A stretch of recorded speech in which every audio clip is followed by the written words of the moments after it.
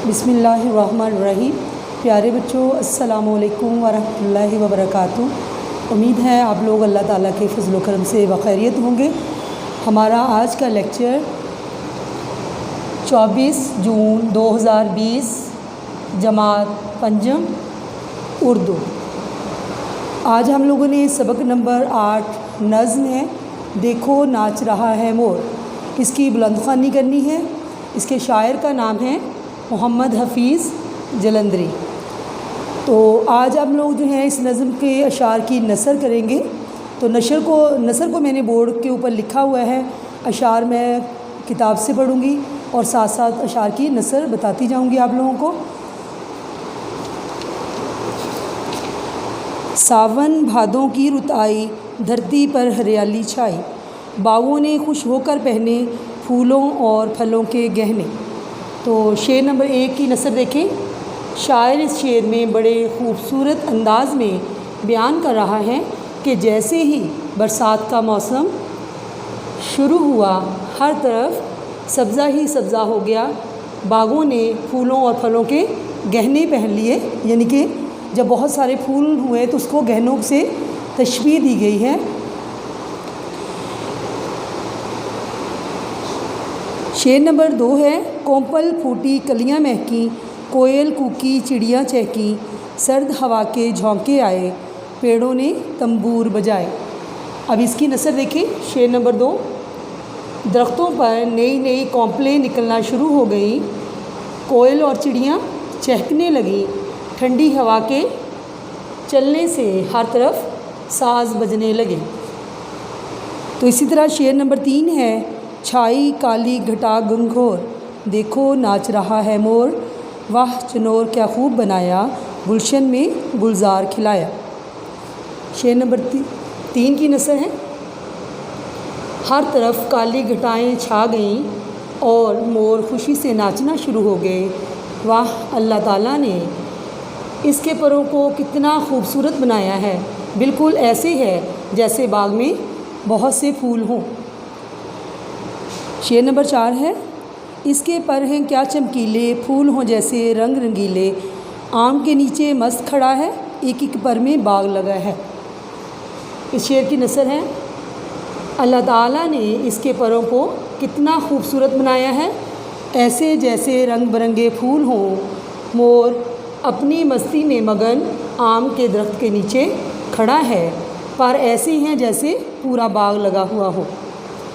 शेर नंबर 5 है देखना हमको देख ना पाए, नाचना छोड़ के भाग ना जाए, भाई अब ना शोर मचाओ, देखो नाच रहा है मोर। अब इस नज़्म का आखिरी शेर है शेर नंबर 5। आखिर में शायर कह रहा है कि देखो शोर ना मचाओ, अगर मोर ने हमें देख लिया तो नाचना छोड़कर भाग जाएगा, इसलिए शोर ना करो, बस देखो मोर नाच रहा है। ये तो थी बेटा इस नज़्म के अशार की नसर। क्योंकि हम लोगों ने इसकी नसर लिखनी है, तशरीह नहीं लिखनी, तो शेर को जो है सादा अल्फाज में लिख देना, उसके शेरिया अंदाज़ को ख़त्म कर देना नसर कहलाता है। लेकिन हम उसके अल्फाज के मायने के साथ अगर उसको लिख देते हैं तो वो नसर ज़्यादा बेहतर है, क्योंकि वो बिल्कुल ऐसे हो जाएगा जैसे शेर का मफ़हूम हो, तो आप लोगों को समझने में भी आसानी हो जाएगी और लिखने में भी। ठीक है, अब इसकी मश्क की तरफ आते हैं। मश्की सवालात। तो सब बच्चे अपनी अपनी किताबें खोल लें, क्योंकि यहाँ मैंने सवाल नहीं लिखे, सिर्फ़ उनके जवाब लिखे हुए हैं, तो साथ साथ उनको देखते जाएं। सवाल नंबर 1 सवालात के जवाबात लिखें। तो सवाल नंबर 1 है इस नज़्म के शायर का पूरा नाम लिखिए। तो शायर का नाम क्या है? मोहम्मद हफ़ीज़ जलंधरी। सवाल नंबर 2 है सावन भादों की रुत किसे कहते हैं? मौसम बरसात को। सवाल नंबर 3 है फूलों और फलों ने किसके गहने पहन रखे थे? बागों ने। गहने किसने पहने हुए थे? बागों ने। आम के दरख्त के नीचे कौन मस्त खड़ा था? मोर। शेर आखिरी में शायर जो है किससे मुखातिब है? बच्चों से। सवाल नंबर 2 जो है ये मिसरे मुकम्मल करने हैं, ब्लैंक्स इसकी, तो रीडिंग से देख के इसको आप फिल करेंगे। सवाल नंबर 3 वाहिद अल्फाज की जमा और जमा के वाहिद लिखने हैं, तो वो लिखे हुए हैं रुत, रुतें, कौंपल, कौंपलें, पेड़, पेड़ों, गहने, गहना, कलियाँ, कली, चिड़ियाँ, चिड़िया। तो आगे सवाल नंबर 5 है, गलत अल्फाज हैं वो भी आप लोगों ने सवाल खुद करना है। सवाल नंबर 5, अल्फाज के मुतरादिफ लिखने हैं। तो बेटा मुतरादिफ जो होते हैं अल्फाज के मायने ही होते हैं, तो मुतरादिफ को देख के परेशान नहीं होना कि मुतरादिफ पता नहीं क्या नई चीज़ है। अल्फाज के मायने को मुतरादिफ भी कहा जाता है, तो ये अल्फाज के मायने ही होते हैं।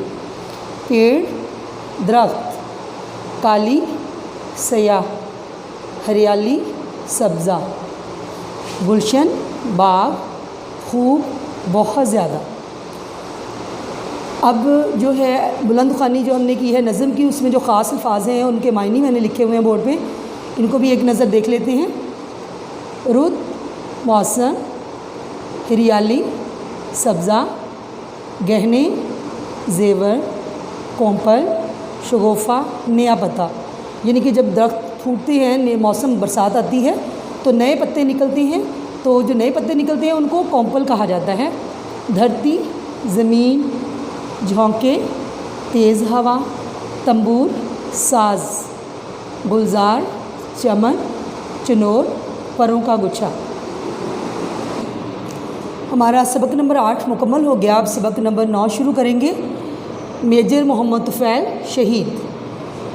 तो आज हमने भी इनकी मेजर मोहम्मद तुफ़ैल शहीद की जो है बुलंद ख़्वानी करनी है। इसके मुश्किल अल्फाज के मायने मैंने लिखे हैं, पहले एक नज़र मुश्किल अल्फाज के मायने देख लें ताकि हमें बुलंद ख़्वानी करते हुए कोई मसला ना हो कि अल्फाज को मायने समझने में कोई प्रॉब्लम हो।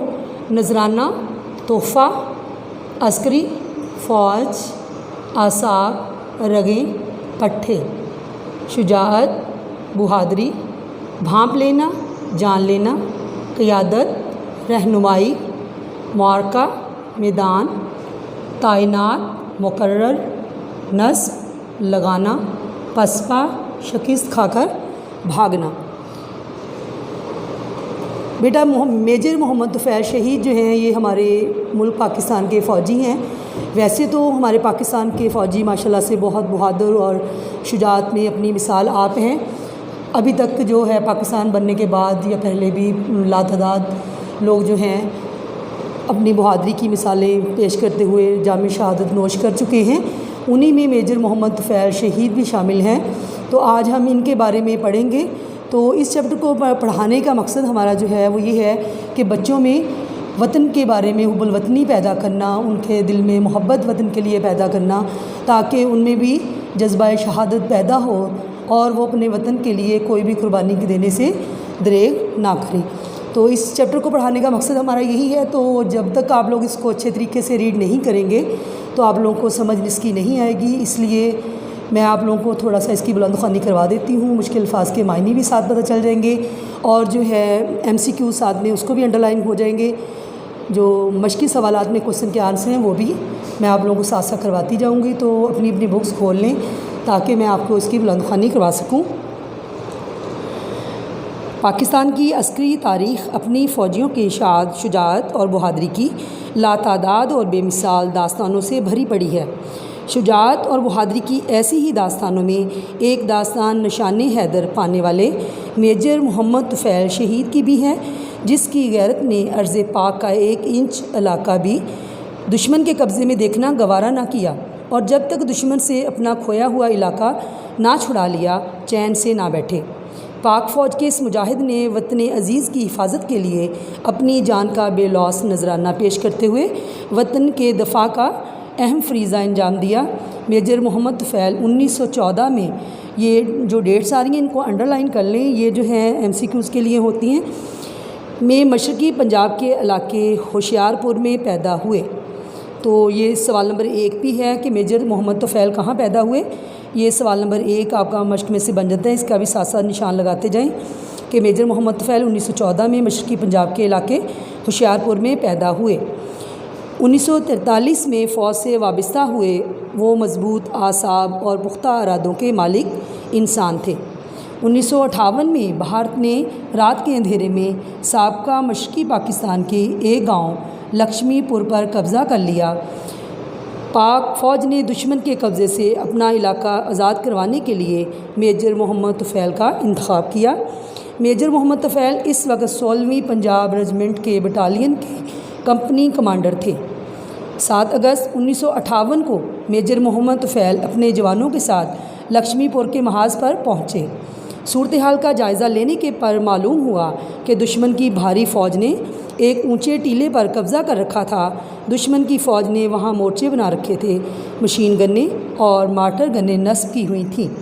میجر محمد طفیل نے بھانپ لیا کہ ہماری فوج کی تعداد دشمن کے مقابلے میں کم تھی۔ اس کے علاوہ بلند ٹیلے پر قابض ہونے کے باعث دشمن کی پوزیشن بھی بہتر تھی۔ میجر محمد طفیل نے دشمن کے ہزاروں فوجیوں کا مقابلہ کرنے کے لیے اپنے 75 یعنی کہ 75 بہترین جوانوں کا انتخاب کیا اور ان کو 3 دستوں میں تقسیم کر دیا۔ 3 دستے مطلب کہ 3 گروپ بنا دیے ان کے۔ 75 جو تھے ان کو 25 یعنی کہ 25 پر مشتمل 3 گروپ انہوں نے بنا دیے۔ انہوں نے اپنے ماتحت جو ان کی نگرانی میں تھے محمد اعظم کو اپنا نائب مقرر کیا اور 2 دستے ان کی نگرانی میں دیے جنہوں نے 2 اطراف سے حملہ کرنا تھا۔ تیسرا دستہ میجر محمد طفیل کی قیادت میں تھا جس نے لمبا چکر کاٹ کر ٹیلے کے پیچھے سے حملہ کرنا تھا۔ تو یہ تو ان کی حکمت عملی تھی کہ انہوں نے ان کو 3 حصوں میں تقسیم کر دیا، 2 دستے اپنے نائب کے ہاتھ میں دے دیے اور ایک خود کے دونوں طرف سے وہ حملہ کرے۔ میں سامنے سے دشمن کو یہ لگے کہ ان کی فوج جو ہے بہت بڑی ہے، بہت زیادہ تعداد میں یہ لوگ آگے ہیں اور وہ پسپا ہو کر بھاگ جائیں۔ حملے کے لیے صبح 4 بجے کا وقت مقرر ہوا۔ اس سے پہلے رات کے اندھیرے میں وہ اپنے ساتھیوں سمیت دشمن کی طرف بڑھے۔ 25 جوانوں کے اس دستے کی کمان سنبھالے ہوئے میجر محمد طفیل دشمن کے مورچے کے بالکل نزدیک پہنچ گئے۔ دشمن کو جب اندازہ ہوا کہ حملہ ہونے والا ہے تو اس نے اندھا دھند مشین گنوں سے گولیوں کی بوچھاڑ کر دی۔ پاک فوج کے سپاہیوں کی طرف سے اللہ اکبر کی آواز بلند ہوئی اور معرکے کا آغاز ہو گیا۔ میجر محمد طفیل سب سے آگے تھے۔ انہوں نے سب سے پہلے دشمن کی ایک مشین گن چوکی پر دستی بم پھینکا اور اسے ہمیشہ کے لیے خاموش کرا دیا۔ اپنی تباہی کا یہ منظر دیکھ کر دشمن کے ایک فوجی نے دوسری مشین گن سے گولیوں کی بوچھاڑ کر دی۔ میجر محمد طفیل اس کی ضد میں آ گئے اور 3 گولیاں ان کے پیٹ میں لگیں۔ اس کے باوجود انہوں نے یہ ہرگز محسوس نہ ہونے دیا کہ وہ شدید زخمی ہیں۔ نعرہ تکبیر کی صدا کے ساتھ انہوں نے اپنے جوانوں کو جوش و جذبہ بڑھایا اور دوسرا دستی بم پھینک کر دشمن کی ایک اور چوکی تباہ کر دی۔ دشمن نے بھی جوابی حملہ کیا جس کے نتیجے میں ان کے نائب محمد اعظم شہید ہو گئے۔ اب میجر محمد طفیل تمام جوانوں کے تنہا سالار تھے۔ وہ مسلسل اپنے جوانوں کو ہدایت دیتے رہے اور ان کا حوصلہ بڑھاتے رہے۔ انہوں نے انتہائی بہادری سے فائرنگ جاری رکھی یہاں تک کہ پاک فوج نے اپنا گاؤں دشمن کے قبضے سے چھڑا لیا۔ بھارتی فوج پسپا ہو کر بھاگ کھڑی ہوئی۔ میجر محمد طفیل زخموں سے چور ہونے کے باوجود اٹھے اور اپنی زخمی جوانوں کی دیکھ بھال کرنے لگے۔ زخموں سے بہت سا خون بہہ چکا تھا مگر اس مجاہد کا حوصلہ ابھی جواں تھا۔ پاک فوج کے اعلیٰ افسران کی آمد پر میجر محمد طفیل اٹھے، انہیں سیلوٹ کیا اور کہا، جناب میں اپنا فرض ادا کر چکا ہوں، دشمن بھاگ چکا ہے۔ یہ کہہ کر وہ گر گئے اور ہسپتال پہنچ کر شہید ہو گئے۔